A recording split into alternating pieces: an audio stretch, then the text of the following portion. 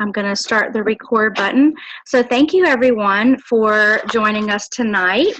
I am going to share my screen here so I can get the slideshow going. So you're not going to see me anymore, but you should still be able to hear me, hopefully. Okay. So if this is your first time joining us, I hope that you have at least reviewed webinar 1. If not, please get with the person that invited you here tonight and ask them to see the slideshow from that. It does kind of give a broad overview of what our goal is and what we're trying to accomplish here. But basically, think of this like a book review. We are following the book called The Hormone Reset Diet by Dr. Sarah Gottfried. And this is an amazing resource for men and women who might be struggling with health concerns and are looking for other ways to be healthy. My name is Meredith Titsworth, and I am a women's health nurse practitioner, and I can say that I have run across so many women who are struggling, and most of it is hormone related. Okay, so we're going to get down to the nitty-gritty with some nutrition and a little bit of science, and I'm going to give you a little overview of what we are going to be looking at tonight. So there are 7 hormones that influence your overall health, okay? And they do need to be in a particular balance. Not necessarily that they are equal, but they are all in communication with each other to work well. And those are estrogen, insulin, leptin, growth hormone, testosterone, thyroid, and cortisol. So you may have heard of some of these things, maybe you haven't. But these do all play an important role, these hormones, in your overall health. So some of you may be struggling with weight loss. Last time we did the webinar, we talked about some of the reasons why people might be looking at a hormone reset. Weight loss is one of those. However, I want you to think about this, where, if you are concerned about weight loss. What you look like on the outside is reflective of what's going on inside. So even if you do have great weight loss success, or you have in the past, and you went back to regain that plus more, that's likely because things inside were not in balance. So that's why your results were not permanent results. So we're kind of looking at more of let's get things stabilized and balanced inside so that we can then get those results that we're looking for on the outside and not have these yo-yo dieting scenarios. Okay? So here's just a broad overview of what she presents in the book. This is a 21-day hormone reset plan, and it talks about certain hormones that you're working on and triggers that could affect those hormones. The first reset is dealing with estrogen, and that is a meatless phase. Okay, we're going to go with that tonight. The second reset is insulin, so that's sugar-free. Third is leptin, so that's fruitless. Fourth, cortisol, which is caffeine-free. Then thyroid, grain-free. Growth hormone, which is dairy-free. And testosterone, which is toxin-free. So that's just a really quick overview. The whole cycle is 21 days. It does take, at least 21 days. And I say at least because if you're somebody that's struggling with chronic illness, or you've had these, hormone issues for a long time, it may take you more than 21 days. For instance, reset number 7 is testosterone. If you have a problem in that area and you do that for the last 3 days of this 7-day cycle, your body may need more than 3 days. So it'd be sad to start all over with your normal eating habits on day 22 and throw this to the curb if your body just needed a little bit more time. So give yourself the time that it needs, okay? All right. So tonight we're going to start talking about the first reset, which is estrogen. I just told y'all that, and I kind of have them here listed in order. On the other slide, it said meat for estrogen. Alcohol is also on there. So meat and alcohol kind of go together. They do influence estrogen and how that impacts your body. So for instance, we're going to start with estrogen, eliminating meat and alcohol for the first 3 days. Then we will eliminate sugar while continuing to eliminate meat and alcohol. So once we've eliminated something, you're going to keep that item out of your plan. You're not going to introduce it back in, So at the end, you will have been without meat and alcohol for 21 days. So we're just adding new things into our elimination plan. I hope that makes sense. So what is estrogen? I know that's probably a confusing term because people just, have their own misconceptions about what it is and what it does, but it does do a ton of different things in our body. And maybe you already knew this, but men also have estrogen. Clearly, they don't have it in the quantities that we do, or else they'd be exhibiting some of our female characteristics. But they do also have estrogen. However, we have more of it. And this is not a hormone for young people. This is a hormone that is present for women in all ages. Of course, once you pass through menopause, your body is not producing estrogen in the quantities that it did when you were a young woman in your childbearing ages. So let's just think about that for a second. If you're going into menopause with an estrogen excess already, and then your body quits producing it, you still have too much estrogen in your body. So resetting your estrogen could still be something that needs to happen even though you're beyond menopause, okay? All right, here's a nice little graphic comparing men and women and how we might distribute our fat stores. And estrogen actually does like to be stored in fat. So because women have a greater body fat distribution than men, we do tend to have more excess estrogen, more than what our body is metabolizing.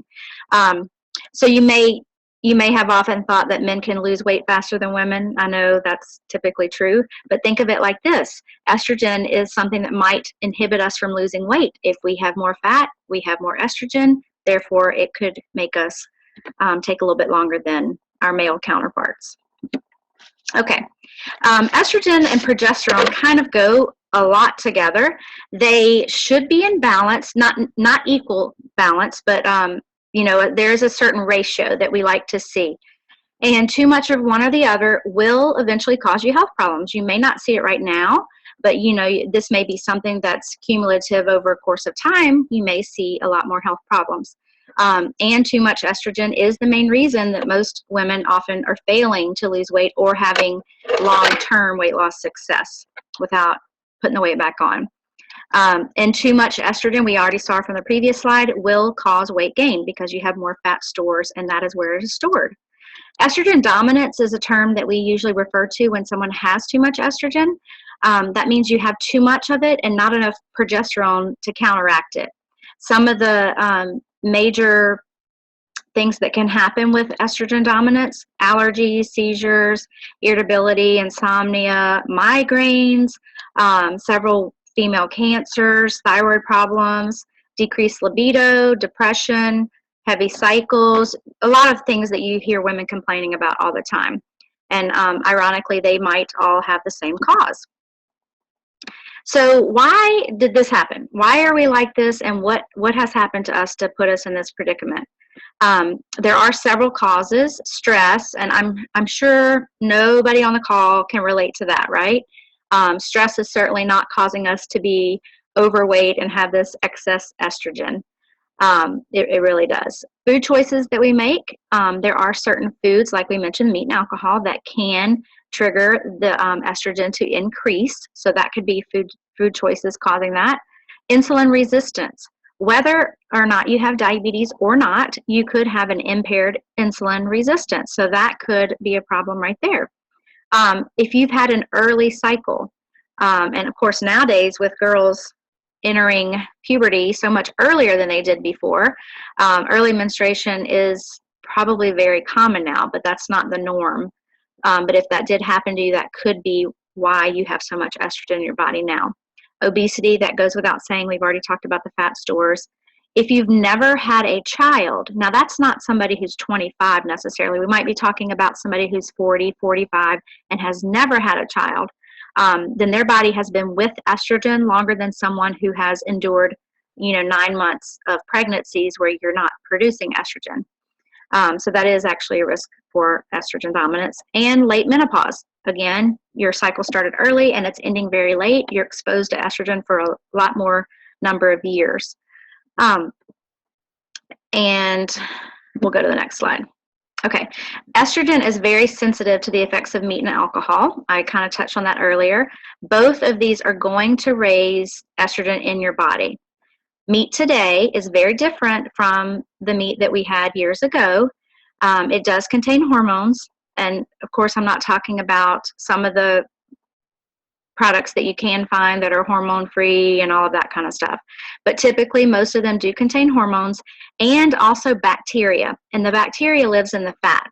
So everything that these animals have been exposed to grow them bigger, fatter, faster, all of that, to prevent them from getting disease and illness, all of that will be passed on to us. Okay, and it all that lives in the fat, and then the meat has fat all around it, so it's in the meat. These are toxic ingredients, and this will definitely disrupt your body's estrogen for sure. Meat can also promote unhealthy bacteria production in our gut. Then that leads to a vicious cycle of estrogen dominance. Okay? So what can we do to decrease this circulating estrogen? What can we do to feel better and to decrease that? Obviously we're going to be talking about the elimination of meat and alcohol. But I want you to think about this for a second. Think of your body as having little cups that hold estrogen. So these are called receptors, okay? You can actually reset them because every 72 hours, your receptors can turn over, meaning they're going to dump and they're going to be empty and ready for more estrogen to fill it up. So that means it is possible to do this. The first step, eliminating the meat and the alcohol, okay? You're going to replace that with clean, healthy vegetables totaling 1 pound a day. Now, even if you don't have a problem eating vegetables, I guarantee you none of us are probably eating a pound a day. I know I'm not, and I went and bought a scale today, so that's going to be something that I'm going to start working on. Another thing is to increase our fiber daily by 5 grams per day until we reach our total recommended for the day, which is 35 to 45 in women and 40 to 50 for men. That's essential for decreasing the estrogen, and I'll tell you why in just a second. We are going to go aim for good fats, the healthy fats, but also avoiding corn, cottonseed. So these are the oils. No corn oil, no cottonseed oil, safflower, and soybean oils, and any other protein sources, okay? So no oils like that. Sit less and move more. I'm sure we've all heard about that, but think about decreasing fat stores. The more we move, the more we're going to burn fat. And drinking a ton of water.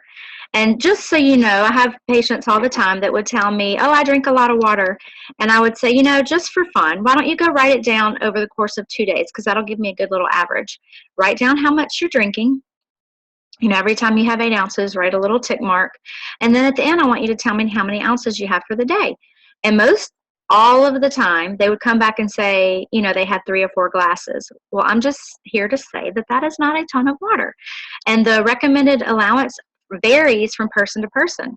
We're all about 70% of water for our body. That's about what we're made out of.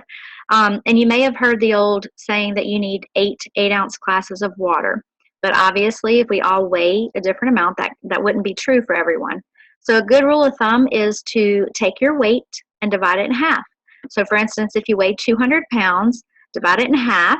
So you need about 100 ounces per day. And that is your baseline if you are doing nothing else. If you're sweating, if you're outside watching the kids run around and it's hot, if you're working out, any of that you're doing that would have you be sweating, you need to drink more water, okay? So that is critical for weight loss. And a lot of times people will leave that portion out or not really do that, and that will impair their weight loss efforts. So here's the story behind the fiber. The reason why I said that you need to increase fiber. A diet high in fiber is very important for your estrogen to be at healthy levels, because you actually excrete estrogen in your stool. And there was a study that showed that vegetarians who ate a lot of bulky fiber from vegetable sources, they had 3 times the amount of estrogen in their stools than their meat eater counterparts. That is just amazing to me. So in addition, it's also going to help clear your liver, and your liver can start clearing that excess estrogen. So get your fiber up, increase your water, and get your liver start working good for you. There are a lot of times when we talk about avoiding things, we hear we can't do this, can't do that. So what can we do? What are safe things and good choices? You're going to, like I said, you're going to aim for 1 pound of vegetables a day. And I know for me, the only way I'm going to do that is to start getting them in the morning. And we can talk about that a little later. Organic free-range eggs, organic turkey and chicken. So it's not completely meatless, okay? It's more for red meats. Wild-caught fish, beans and legumes, nuts and seeds, hummus, stevia, xylitol, and erythritol. Those are all natural sweeteners. Herbal teas and avocado. Avocado is a great protein, and it's also a good source of fat, and your body needs that. So these are great things for you to do instead of the red meat. I put this slide on here just to kind of highlight, why this is so important. And I, as a nurse practitioner, I firmly believe, and I always have, that nutrition is our best medicine. Medicine is not healthcare. Food is healthcare. Medicine is for sick people, and it's time that we see it for what it is. Medicine is, it used to be designed to help us feel better and get better, and now medicine comes with a lot of side effects. And if food is also healthcare, we could say that food comes with side effects. You put bad food in your body and you're going to have side effects, right? It's not going to give you the energy or the nutritional benefits that you were looking for. So here is an awesome little picture I found that kind of depicts what's going on right now with our food. So I mentioned earlier organic or non-GMO things that maybe you are trying to steer toward those types of foods when you're getting a little bit more educated about what you want to put in your body and how healthy you want to try to be. And I want to say that even when you do eat that way, which is obviously better than, the stuff that was injected with hormones, our food does not have the nutritional quality that it did years ago. And you can see right here in 1953, 1 serving of spinach had all of the iron a woman needed for her daily recommended allowance. And then in 1997, it would take 43 bowls of spinach. Now, that's almost been 20 years ago. So I guarantee you that number is higher than 43 now. And the same study is kind of showing the same thing with apples, which I don't ever really think of apples as an iron source, but this is a good little example of that. 1 apple, 4.3 milligrams of iron, and then 1998, what's that? 26 apples. I don't care how hungry you are. If you're eating 43 bowls of spinach and, that many apples, I don't think anybody's going to sit down to do that, even with all the smoothies in the world, right?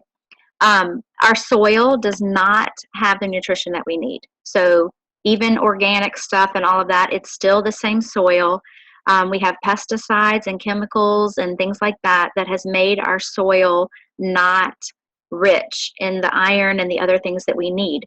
Now, I used to always see women come in the office who were anemic and suffering with iron deficiencies. And that was for all age groups. So I can't really say that it was for childbearing women who were having heavy bleeding. This was very common in the menopausal population where they weren't having cycles anymore. So that just goes to show that you cannot get the nutrition you need just from what you're eating. In the olden days, you probably could, but that's just not the case anymore.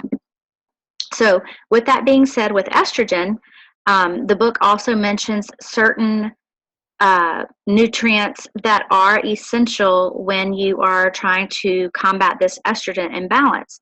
The first one being fiber. We talked about that a lot because it's going to help you eliminate the extra estrogen from your body. And this needs to be in the form of food, any way, shape, or form, and then additional supplementation if you aren't getting enough with your food. Other important ones are vitamin B12, folate or folic acid, magnesium, and methionine.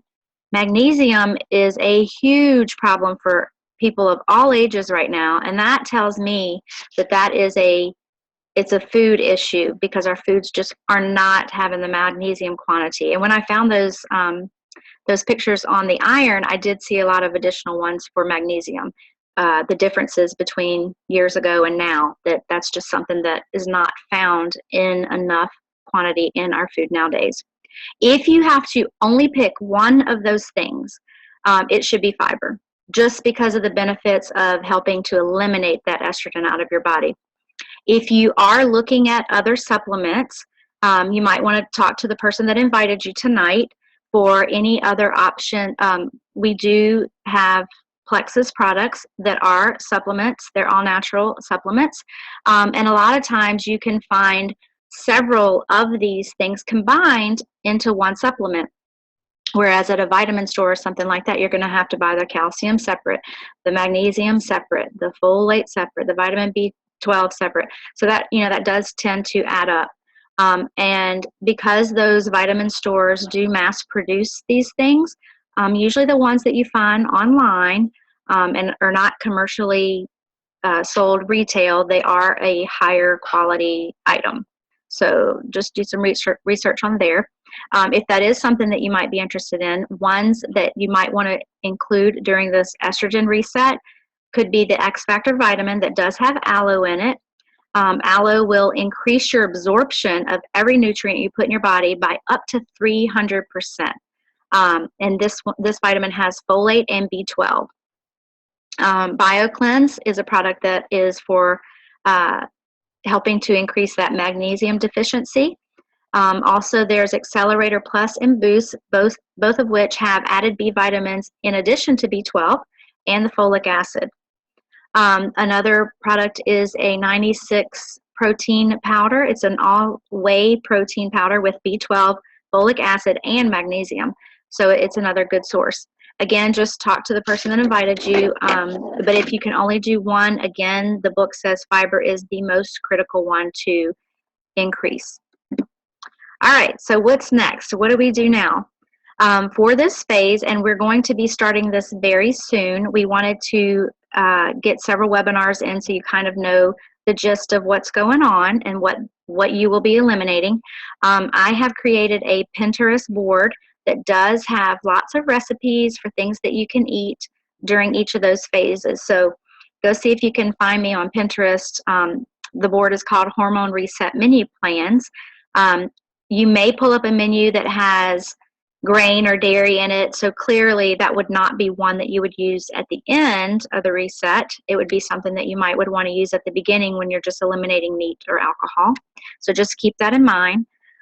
Also, anytime you get ready to start any kind of program, you want to make sure you take measurements for women from chest, waist, hip, thighs, and biceps, and for men, chest, waist, neck, and abdomen. And also record your starting weight. I think most people are pretty good about that. But the measurements are going to tell you a lot about inches lost. And inches is fat loss. Weight on the scale is more muscle loss, which you don't want, or water loss. That is, that's a good thing, but you don't want to be losing 20 pounds of water. You'd rather lose 20 pounds of fat, right? So record your inches so you have really good baseline measurements for yourself. The next, you're going to be removing meat and alcohol, and then you're going to continue that meat and alcohol avoiding for the whole 21-day reset. Increase your fiber by 5 grams a day until you get to the recommended amount for your gender. Drink at least half of your weight in water daily. We talked about that. Try to move more each day. Add supplementation if you want to pack a powerful punch to decrease that excess estrogen. But if not, just make sure your fiber's where it needs to be. And then stay tuned for the next webinar on our next reset. I am super excited about this and happy to be doing this with my good friend Dee. And we will continue doing these webinars for the next couple of weeks. We're going to try to get in the rest of them. Let me stop this screen share. There we go. So if you have any questions, just be sure to ask the person that invited you to this, or ask me. You can get in touch with me on Pinterest. I'm on Facebook. Any questions that you might have, would be happy to answer you. And I hope you tune in next time. Thanks.